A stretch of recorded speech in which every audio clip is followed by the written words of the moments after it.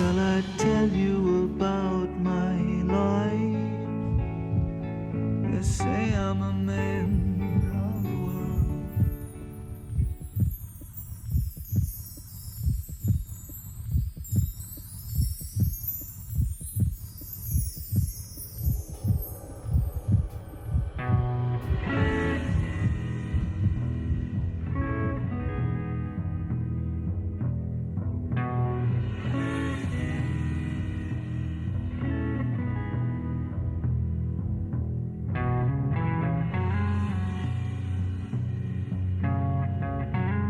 As drummer and leader of Fleetwood Mac, Mick Fleetwood has been part of one of rock music's most influential and respected rhythm sections for over 3 decades. An inveterate traveler and dreamer, he was born Michael John Kells Fleetwood, soon after the Second World War, on June 24th, 1947.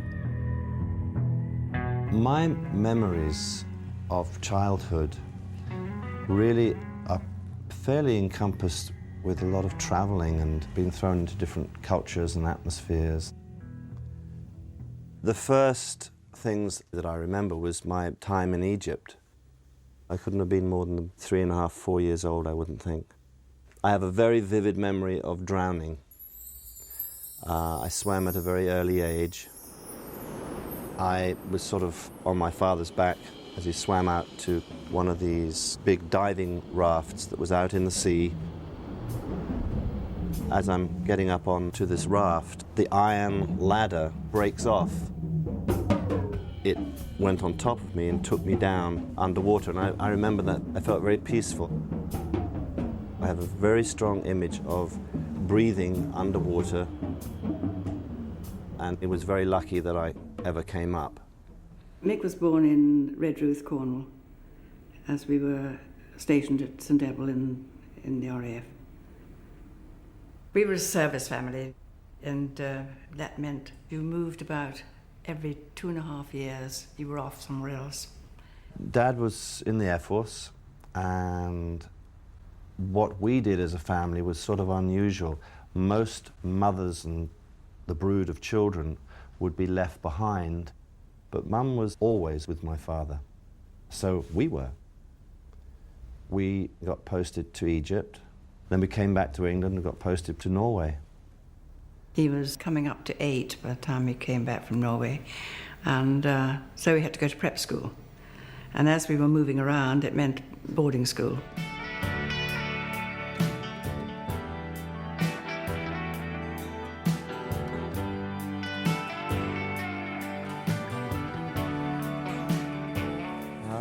There it is, King's School, Sherborne.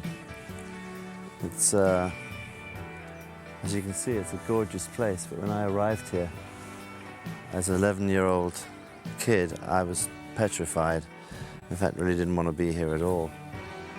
It seems unbelievable when you see how very beautiful this place is.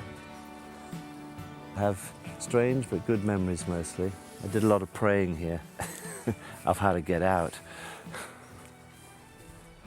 I ran away from my 2 boarding schools, and I actually did really well on a couple of my escapades against hopeless odds. He didn't go for the learning bit. He had a sort of aversion for actually writing. I think it's because he knew his spelling was bad, and he thought everybody will roar with laughter at this because I cannot spell. I would be hard pushed right this second to recite in a relaxed way the ABC. But I had a superb ability to daydream to such a degree that I was really not around. I still have that, believe it or not. I think that's what keeps me sane. I remember doing one of my dreamy things, walking out into these very lovely grounds, went up to this big tree. I sat absolutely in tears, terribly unhappy, and made this whole imagination of where I wanted to be. And I made this complete pledge that I will go to London.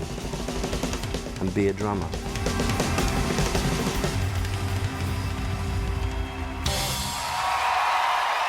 I just got this thing about playing drums, and I truly can't really remember what must have triggered it.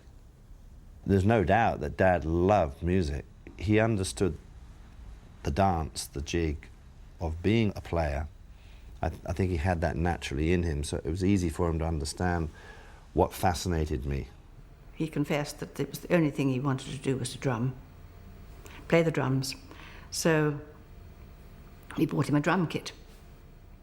I have my drums, the radiogram, I got my records. I created a club, and it was called Club Caillat. Club Caillat de Silva, which is, I think, Latin for Fleetwood. And for a whole year, it was there we had him playing drums to records, Cliff Richards and things like that. And he taught himself. And then he announced, right, school's no good for me, and I'm off to London. Station man.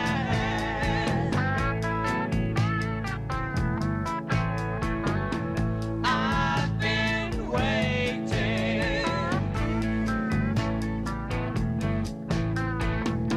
Can you tell me? We're here on Gloucester Station, and this is the station that I left for London way over 30 years ago. And both mother and father saw me off on this very platform. And many years later, my mother gave me something my father had written, and it's called Rockstar. Gloucester Station, wet and dreary. A mum, a dad, and a teenage boy stand together yet apart, dreading the last goodbye. The train door slams, everything tensioned, as all three unburdened thoughts unmentioned. Mum says, don't forget to wrap up and not to get a chill. We don't want to hear you are sick or ill. The boy smiles, don't worry, Mum, I'm as fit as a flea. I'll be all right, just you wait and see. Dad, do you think the drum kit will make it? It's in the guard's van, wrapped in a blanket. The train jerks forward. The umbilical is broken. It's raining. He's gone. They are alone.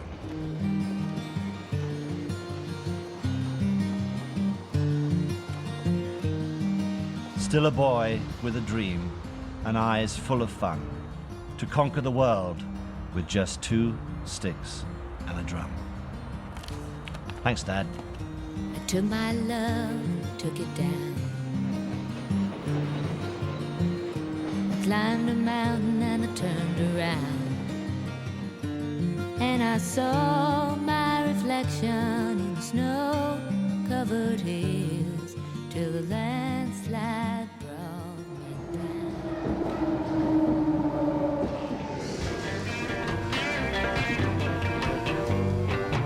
It was 1963, and swinging London was just beginning.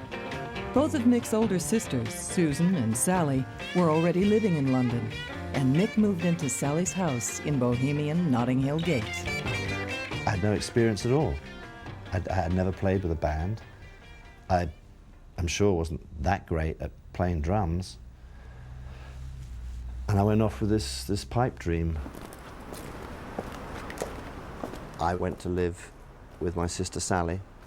She left home when she was 16, I think, which is unheard of. I went to London. I mean, it was sort of like, that is a spunky thing to do. This is the same. Maybe and that was a garage as well. Yeah.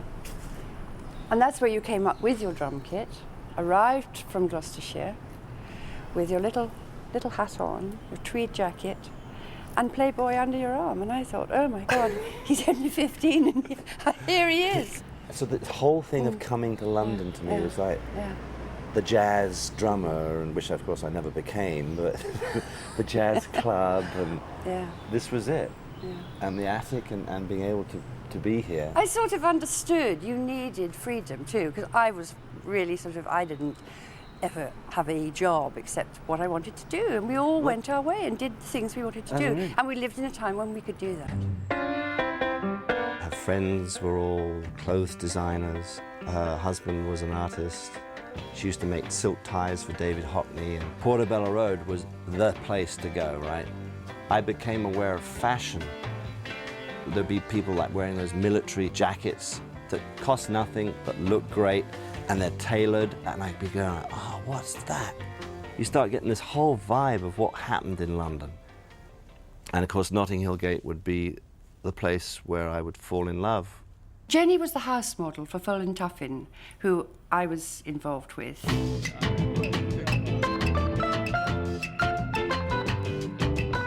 I'm not quite sure if that was exactly how they met, but I know that he used to go and wait at the bus stop for her when she came off the bus in Notting Hill. Jenny used to come to the coffee bar called Coffee Mill.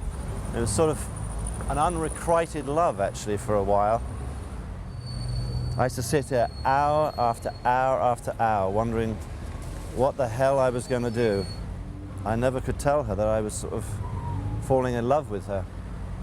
Mick always had this very cool, very gentle vibe about him. And so he sat in the shop and we just sat there together. But we were so shy that we'd actually go out to the cinema all the time so that we wouldn't have to talk. Jenny and Mick and myself and all our friends, we're all pretty much equal, and, we just had fun. We were young, it was exciting to be in London in the 60s. Because I was working in the fashion world, I got to know a lot of people through that, and because Patty, my sister, was married to George Harrison, Mick and I would go out to clubs with them, and of course they could get an in to any club, there was no problem there.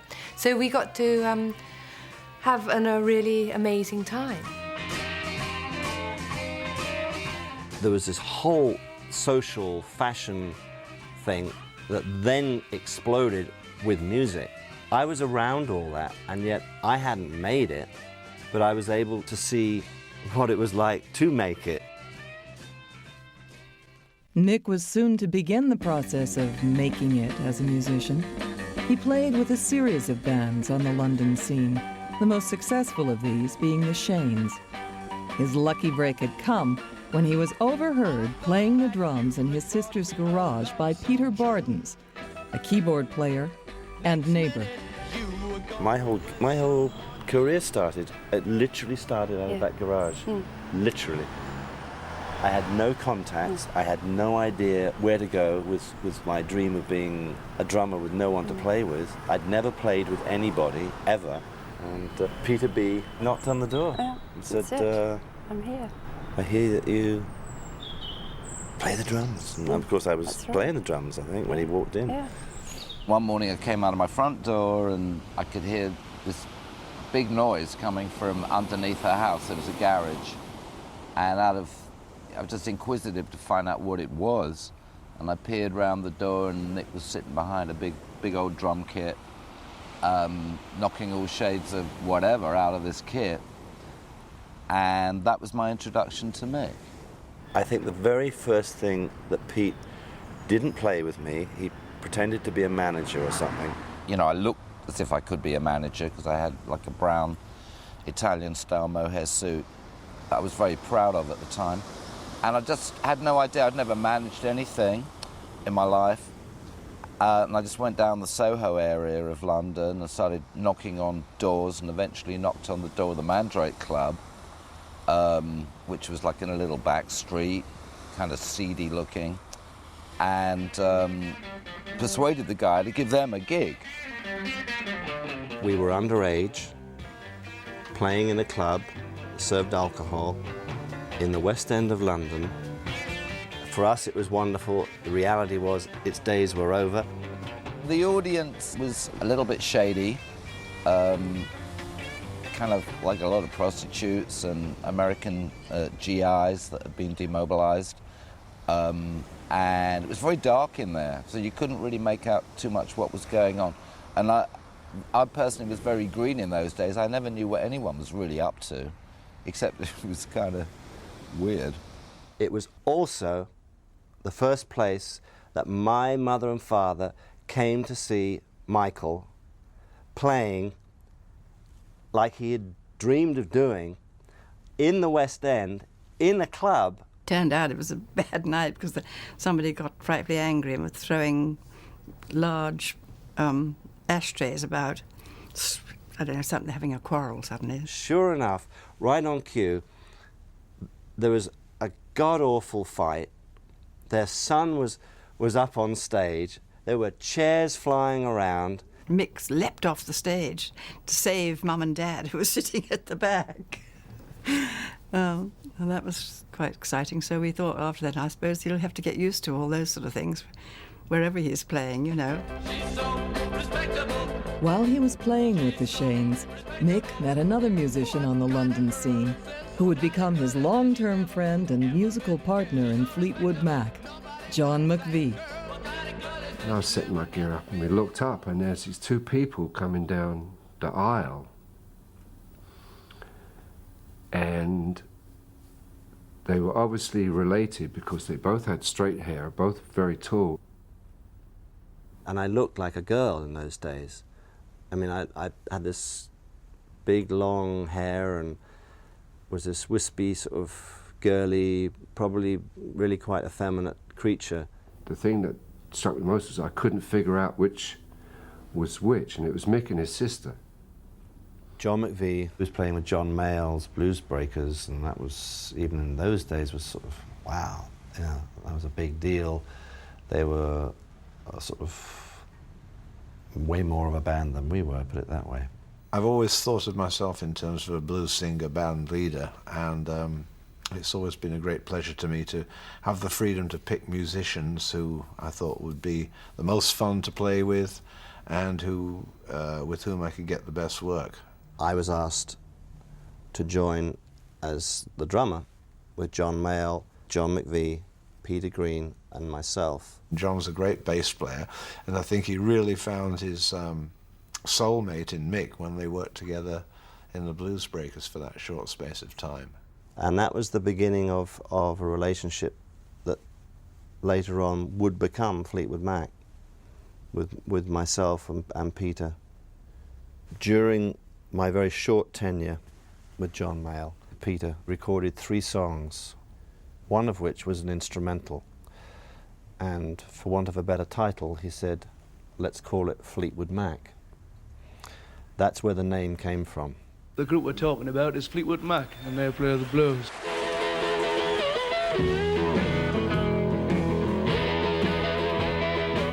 The band's lineup was completed with the addition of a young slide guitarist, Jeremy Spencer. Their first gig was at the Windsor Jazz and Blues Festival on the 13th of August, 1967, and they were instantly heralded as champions of the Chicago blues. I woke up one morning, waking with the rising sun. Woke up one morning, waking with the rising sun. Thought about my baby, that I could do what she done. Jeremy was outrageous. Totally outrageous. All the stories of, you know, dildos hanging out of trousers and, you know, cartons of milk being thrown at the audience. And I was pretty much nearly as bad in terms of encouraging all of that. Well, Harold was a dildo that we used to strap on the front of the drums, and it used to go boom, boom, boom, boom with the drums. They were young. They sort of were young. They acted young. They're more clowns. They're more like clowns, young sort of clowns. Their idea of presentation is happiness. That's what helped Fleetwood Mac propel to where they are. You know, is that they realise, look, you got to have fun, and this world's got to have fun, and not everybody that comes to your show has got to have fun. And that's what Mick portrays. Mick likes a little bit of comedy in his life. I think you'll find. I can do without it. I want to play music. I like the discipline. I like to cover the discipline part, you know. You had someone like Peter Green, who's totally focused on this is what I want to express myself through. He had found that channel. He encouraged me to feel proud of playing the way I played, which I didn't really understand. I always thought that I wasn't very good. Peter was the best guitarist, the best English blues guitarist ever, you know, with the most feeling.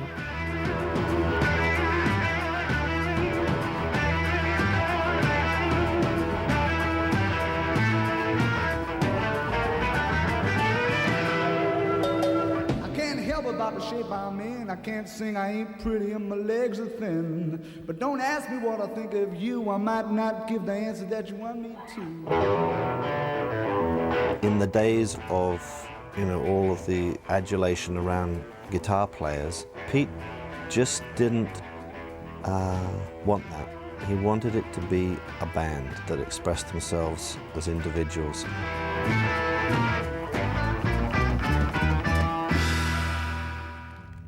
Fleetwood Mac's first album, Fleetwood Mac, was released in February 1968 and reached number 4 in the charts. However, it was the single, Albatross, released in November that year, which really launched the band as a hit group outside the blues circuit. By this stage, they were a 5-piece, having added another guitarist, Peter Green's 19-year-old protege, Danny Kirwan.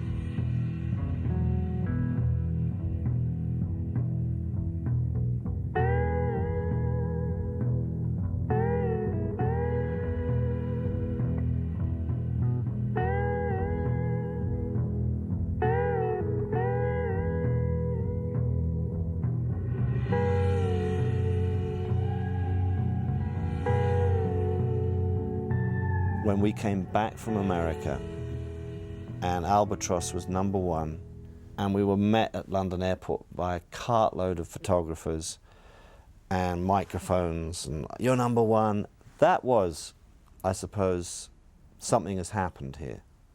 It was gratifying and financially rewarding, which was nice after many years of it not being. And I think that for Peter became a major, major problem. Peter came back, I'm going to give all my money away, what about you? And at one point I said, yeah, okay. And then Mick, so bless his heart, pulled me up and said, are you crazy? So I said, no, I don't think so, Peter. Peter was in a lot of pain, and I'm talking real pain, and yet he was the greatest guy to be around. Shall I tell you about my life?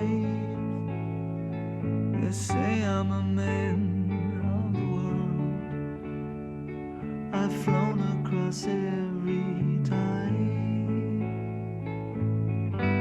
I've seen lots of pretty girls. That deep down part was only to be revealed if you listen to some of his songs. I mean, Man of the World is like, it's like saying, please help me. I guess I've got everything I need. I wouldn't ask for, and there's no one I'd rather be. Life is the waste I've never been. Don't know why I left really. I think I might have been edged out. I'll ask Mick in a minute. He left more for musical reasons. He didn't feel, sadly, that we could take his next step with him. He had the beginnings of his aversion to being a pop star, and that all became part and parcel of this thing where, in the end, he just had to say, then I'm out of here. I've got to go. And there was certainly a catalyst with some LSD trips that we took. It was fun in the sun in California with a little taste of acid. But when it got to Europe, it was the dark side. It was dreadful. We went on our last tour with Pete through bits and pieces of Europe. Munich was one of the places we ended up. We got taken out to a very sort of jet-setty, hippie mansion outside Munich, somewhere in the country. The Caillat was this beautiful lady. They got him back there and did him up with acid for 3 days. That's the point where Peter left us. I took LSD, and I never returned. I couldn't return. I couldn't get back. The man had so much talent that was lost because of those people. And I despised him for that. So if they ever see this, don't ever cross my path. And I'm very serious. Need someone's hand. Peter Green finally left Fleetwood Mac in May 1970, prompting newspaper rumors about the breakup of the band. To hold and squeeze me tight. Now when the night begins. Peter leaving was the most threatening thing that I can relate to in the ranks of Fleetwood Mac. It was like, oh my God, I mean, he's the band. He's Fleetwood Mac. Since that time, I would say that Mick was the leader in that he made Fleetwood Mac carry on with who he got in the band after that. He just willed Fleetwood Mac to carry on because he loved it so much. Mick has always been very tenacious. He won't give up. You know, if he wasn't so tall, you'd think he was a terrier, because he's always, he gets his teeth into it, and he won't let go until he should have let go an hour ago. Following Peter Green's departure, Mick persuaded the band to regroup in a communal home in the country, Kiln House. Keyboard player Christine Perfect was asked to join the band, having married John McVie 2 years earlier. I'd given up my career with Chicken Shack to spend more time with my husband, John. And so we'd all rented this place called Kiln House. It was the old days of tie-dyeing T-shirts and smoking pot, you know, and all hanging around the kitchen table and, you know, cogitating life and this, that and the other. And I was just sort of a housewife. And they were supposed to be rehearsing for the album, which ended up being called Kiln House, and they were definitely not sounding that good. It became evident that Jeremy, Danny, John and Mick needed help. Since I knew all the songs anyway, because we heard them night after night after night, I was able to go in there and put some keyboard stuff pretty quickly. She'd already played on a couple of the songs on Kiln House, and before we went on the road in America with that album, we asked her to join. 10 days later, I was in America, in New Orleans. You know, I'd never been to America in my life, with Fleetwood Mac. I couldn't believe it. She learnt the songs in New Orleans before the first show. It was a very disorganized survival period.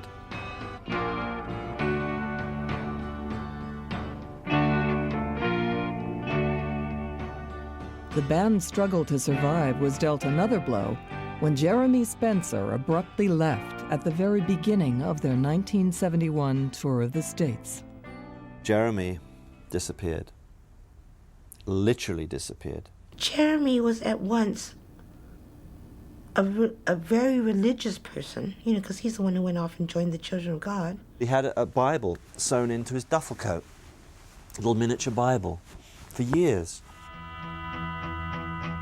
In San Francisco, we'd all been pretty out there, and Jeremy had taken some mescaline, and it was around the earthquake in LA. He started relating to the earthquake in biblical, prophetic terms. That afternoon, maybe within 3 hours, he was gone. Literally, it was like Scott of the Antarctic. You know, I'm just going out for a short walk. I'll be back soon. Never came back. They used to blame Mick for it. I mean, it used to become the standing joke, you know, Mick's driving us mad. What did we do?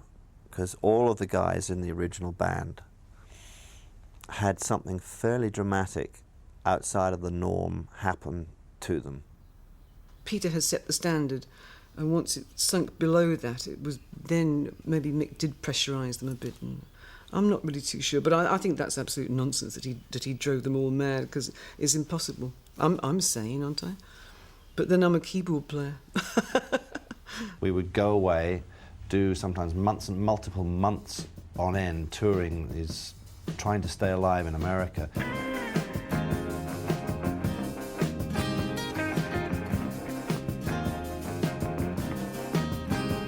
Yes, the same kind of story that seems to come down from long ago. Two friends having coffee together, or something flies by their window.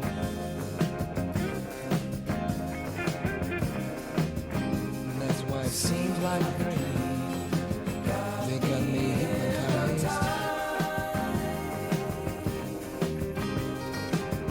Bob Welch came into the band. He was a jazz player, wrote sort of spacey type songs, which was very West Coast.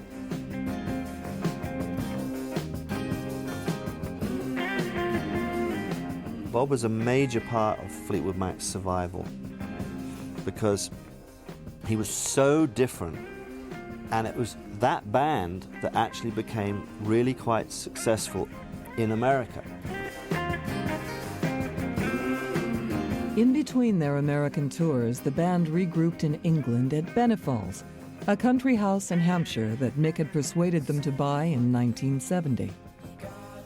Bob Welch and his wife Nancy had one part of the house, and John and Christine McVie had another part of the house, and Mick and his wife Jenny, they had another part. It was that sort of rock and roll euphoria, and they had what one would call a music room, where their amps were set up all the time. It was a very, very strange way to live. To all be in the same house and all move to our own particular sections. It was just weird. I suppose it was like a big sort of apartment block, really, with no privacy.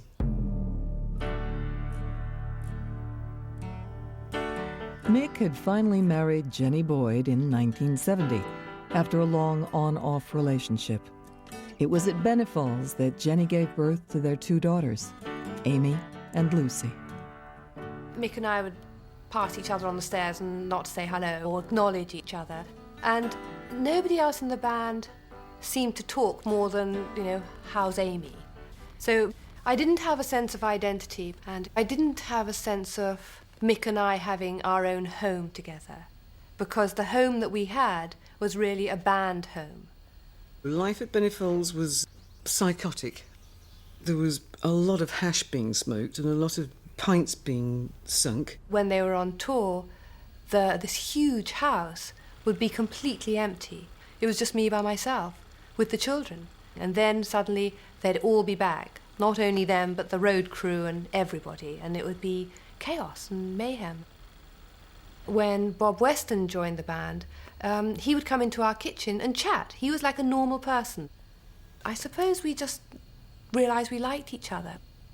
Consequently, she created a friendship with Bob that led to them really having a friendship. When I realised that's what was happening, I told Mick, and by then it was too late. The ball was rolling. So I attempt to travel with my children and my wife, knowing that they're both together and we're all in the same hotel. And this is some sort of perverse situation when you think back, and I actually thought that I could do it. Why? To keep Fleetwood Mac together. And so that's what broke up the tour. And Mick went off to Africa, and Bob got sent home, and I went back with the children. The crisis caused the collapse of Fleetwood Mac's 1973 tour of America. At the same time, a lengthy court battle with the band's manager led to Mick taking over the management of the band himself, and he persuaded the other members to relocate to the States. We went to America, did a long tour, worked really hard at re-establishing Fleetwood Mac, and during that tour, I sensed that Bob was going to leave. In a break in the tour, a chance meeting with sound engineer Keith Olsen led to Mick hearing a recording by a then-unknown couple, Lindsey Buckingham and Stevie Nicks. Mick went into Sound City, into the recording studio where we all worked, where Keith Olsen worked. Keith Olsen played him a song off the Buckingham Nicks record. What I didn't realize, but very shortly into the conversation, he said, look, these two are like joined at the hip. They're a couple. They write together, they sing together, they live together, they do everything together. So I very soon realized it was sort of like a joint venture. About 2 weeks later, Bob Welch decided he was going to leave the group. And what had started out as basically Mick connecting with Keith Olsen to look for a studio, and Keith playing him a song of Stevie's and mine, just really to demonstrate his own skill and to demonstrate the sound of the studio, turned into a connection musically, which led to us being asked to join Fleetwood Mac. I got the records, I listened to them, and I thought, well, Chris can really sing, and so this will be good. Lindsey and I can still sing together. We're not giving up that much. I think Lindsey thought we were giving up a little more than I did, and I also think that it mattered more to me to start making some money than it did to Lindsey, because I was the one that was being a waitress, and he was practicing his guitar. He could tell that Stevie and I had something that was a thread. It wasn't Bob Welch, and it certainly wasn't Peter Green, but there was a thread. Loving you isn't the right thing to do. And how can I ever change things that I feel? If I could, maybe I'd give you my word. How can I, when you won't take it from me? You can go your own way. Go your own way. You can call it another lonely day. You can go your own way. Go your own way. The first album we made together with Stevie and Lindsey, the eponymous album, went to #1 and stayed there for quite a long time. I get goosebumps just thinking about those days making those songs, because it was fresh, it was magical and very traumatic at the same time. By the time we got to making the second album, which was Rumours, all hell was breaking loose. John and Chris were breaking up. My marriage with Jenny was broken up. I was the only one that was spared having to work 24 hours and be with your partner. So I was in the middle of these 4 people who were going through various forms of emotional hell. And we made and went into the making of Rumours in that emotional hell. A lot of the appeal of Rumours was that it was a kind of a musical soap opera. I don't think that we set out for it to be that. I believe it was Mick Fleetwood's idea to get us all together in one area away from our homes, so that we had no support mechanisms to depend on except each other. The things that happened while that album was being made really defined what the vibe of the album was. I think you could feel the pain and the kind of frustration in the grooves of the record. Did she make you cry, make you break down, shatter your illusions of love? Is it over now? Do you know how? Pick up the pieces and go home. I'd spin the tape back, start to play again, and I'd look over at Mick, and he was sobbing about something. He just got another letter from his wife, and then Christine was yeah, I mean, I didn't know how to deal with it. Did she make you cry, make you break down, shatter your illusions of love? And now tell me, is it over now? Do you know how? We lived and breathed ourselves amongst ourselves to such an extent, we all fell in and out of love with each other. When Lindsey and I broke up during Rumours, you could have bet me $1 million. I would never have ever thought in a million years that anything would have ever happened between Mick and myself, because Mick and I were such good friends. You expect things like that to happen in Fleetwood Mac. I mean, nothing surprises me that happens in Fleetwood Mac. Me and Stevie were involved together while I was married to Jenny. And I went to Hawaii with Jenny and my children, Amy and Lucy. And so Jenny was there, my family was there, and my relationship with Stevie was there, unbeknownst to everyone. So Jenny went home, and I stayed, made some ridiculous excuse while I was staying on the island. I mean, and me and Stevie had a time in Maui when we were together. Tell me lies, tell me sweet little lies. Tell me lies, tell me lies. Oh no, you can't disguise. It wasn't until probably 4 or 5 months later that he said he'd been having an affair with Stevie all this time. And I was stunned.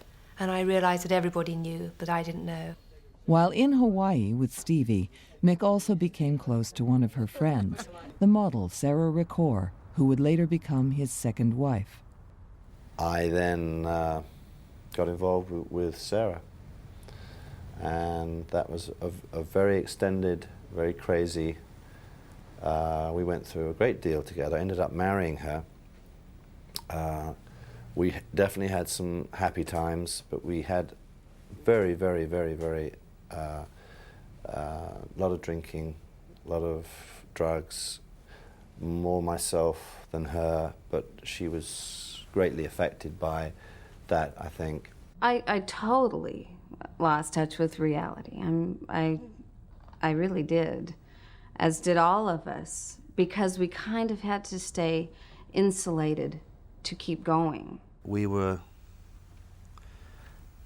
literally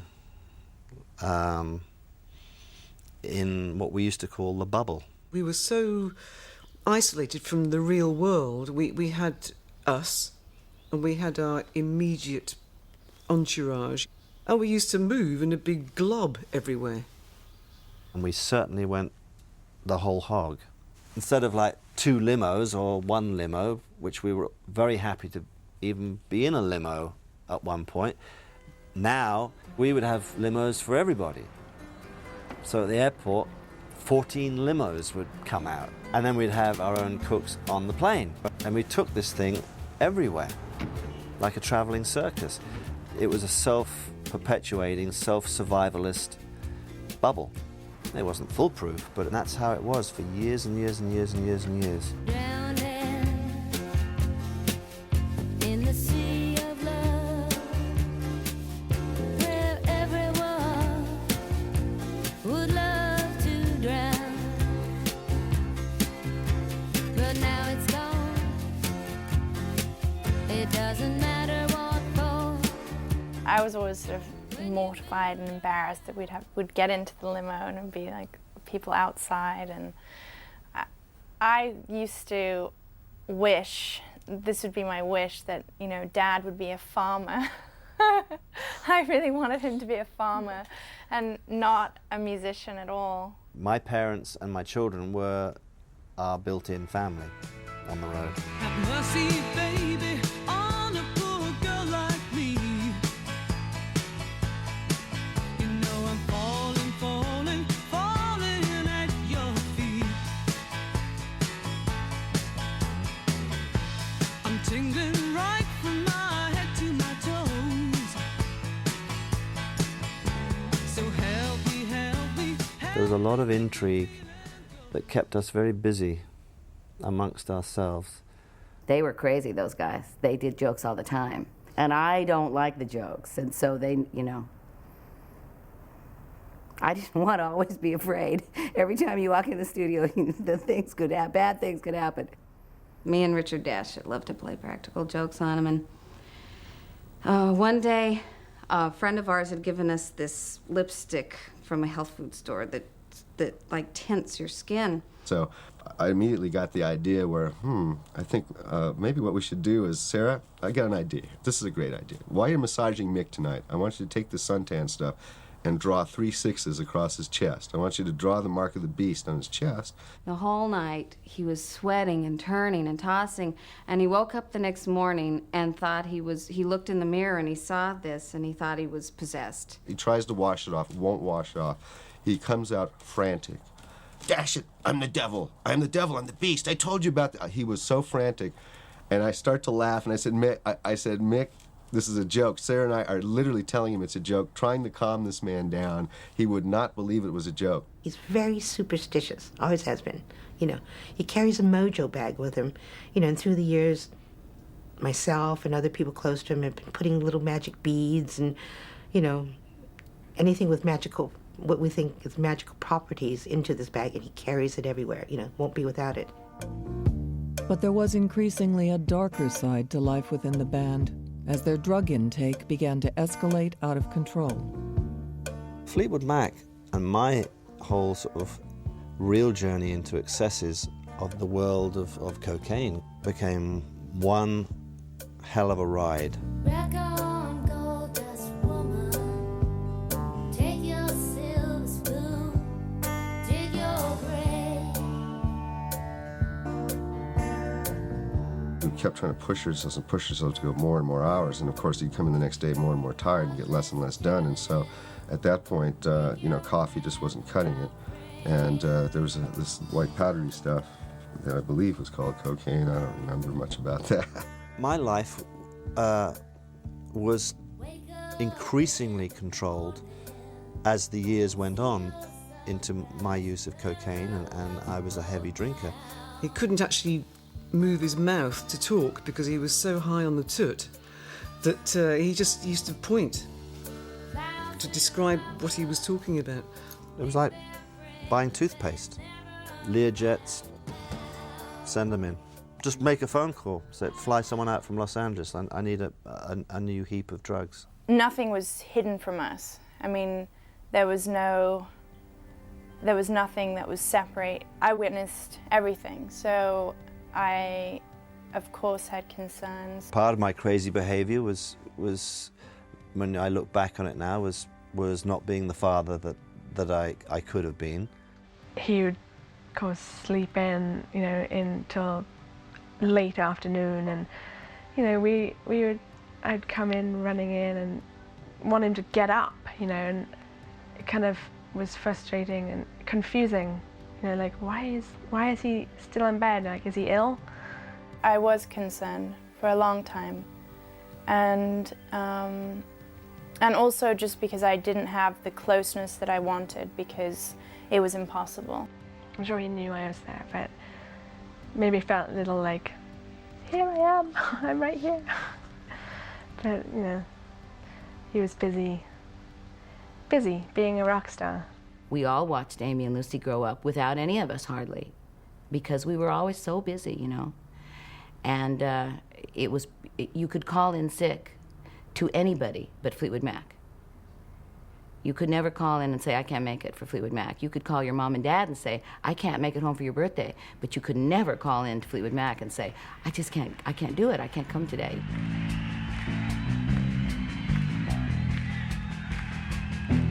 My career was the one thing that suffered least, which is a sort of a telling story about what this creature was really all about. It meant Fleetwood Mac at all costs.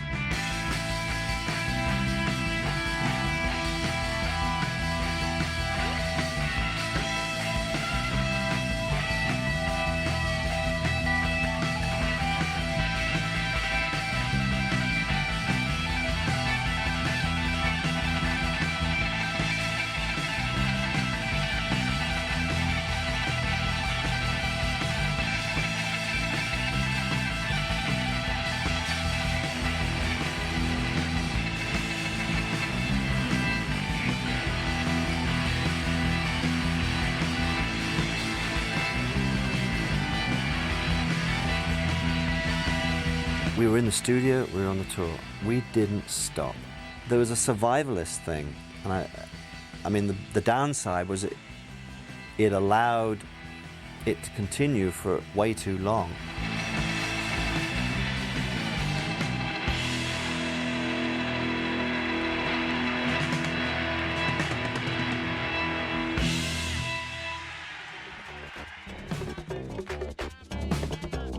During a break in Fleetwood Mac's relentless schedule in 1980, Mick took the chance to record a solo album in Ghana. I felt sort of a bit tainted, and going to Africa was the perfect anecdote not to have to face the grim reality. This was a way for me of reconnecting musically and personally with something that really meant something to me outside of Fleetwood Mac. It's the greatest time that I've had as a musician to express myself. His drumming is Mick Fleetwood drumming. It comes out just naturally through the end of his hands, and whatever feels right rhythmically to him, you know, he's got to have some African blood in him somewhere back there. He has to. A lot of people, especially drummers, are good with timing as far as the beat is concerned, but his timing was not only the beat, but putting it together and keeping it that way. That guy got the backbeat down so good. Nobody play a backbeat like him. I wasn't a songwriter, and I didn't write songs, but this was my version of the whole thing was a song, you know, and it spoke to me in a really special way. Music is his love. You know, it's two sticks and a drum. I mean, that's what he's about. A lot of people would have given up. A lot of people would have, especially with the damage that he did to himself. A lot of people would have just, he's a very, very strong man. However, despite the enlightening experience of recording in Africa, Mick was still struggling with various issues in his personal life, including the loss of his father to cancer in 1978, and his sister Susan's diagnosis of breast cancer several years later. His own addiction to both drink and drugs was becoming damaging. It was only after he met his third wife, Lynn, in 1989, that Mick started to reevaluate his life. For her, it was the beginning of a very lunatic relationship, because those were my Malibu days. This was a very new world for Lynn. It was about 6 years. 6 years until we got married. A hard 6 years. Lots of good times, some really rough times. The first 3 of those years, he was still drinking quite heavily and having a lot of fun. And I never did that with him, which was sort of odd. The amazing thing is, with this whole cycle of these journeys back to Maui, I suppose without any doubt the most important one was about 8 years ago. I came here in wretched condition from alcohol abuse, drug abuse, a wretched lifestyle, and not a happy one. It was no longer a laugh, it was no longer funny, it was sad. And I remember going on a rampage, drank myself into a glorious stupor, made 1 million friends in 5 minutes, of course, and it was the next morning that Lynn said, I think I'm going home, as if not to bear witness to this disintegration of this crazy creature. He was just wasted, and I was crushed. I had so hoped that this would be the change of something. You know, he had finished this album and he had really talked about this trip being the time. And it was so obviously not the time. And it was really the worst I'd ever seen him. I went in the toilet and it had a mirror, I remember vividly. My beard was down here. I had a greasy complexion. I was sort of overweight, like a big sort of sweaty, greasy blancmange. I mean, I looked at myself and I literally went, this is it, it's over. It is over. Walked out, I told Lynn not to go home. I said, leave me alone for the day and let me sleep my way out of this. And ever since then, I've been sober. I think Mick made a choice. He wanted to be drunk, he wanted to be numbed out, he wanted to do what the rest of his peers were doing, and then I think that's the same way he stopped. He just made a choice. I think I was very blessed. When I did stop, it was really very easy for me. It was not an easy decision to make, but once I'd made it, it remained, thank God, not a torturous situation for me. His sister Susan was ill at the time, and I think there were so many things that he really had no choice. It was either I'm probably going to die and I will not have resolved anything with any of the people I love in my life, or I better get my shit together. It's changed a lot, and thank goodness. And I think my stepmother, you know, I practically thank her every day because I feel like she came in and saved the day and, you know, scooped him up. She's really one of those classic partners where we do everything together. And the one thing that I never really learnt to do in any of my other relationships was to communicate. It's so true. I mean, unless you communicate the good and the bad, and if you are going to communicate, you have to have a sense of forgiving. But we're happy people. We're really happy people, and we've learned to appreciate all the good things that we have, and that we can share them together. He's really there, you know, 100%. He's completely there and really fun to hang out with, and I really enjoy him now. Whereas when I was younger, I would always have this sort of aching sense of, you know, like, is he going to be okay, or, you know. And now it's just, he's just like having a good friend. My career has gone really the way that I dreamt it would go. So I'm very happy that I've survived musically.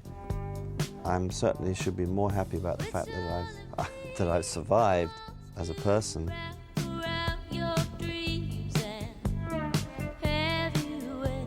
There's a whole nother chunk of my life that I now pay more attention to, which is people close, people around me, and myself. I'm trying to do that. I do get distracted though on crazy journeys. I'll probably be taking crazy journeys when I'm sitting on Maui, 75 years old. But I hope they're more spiritual crazy journeys.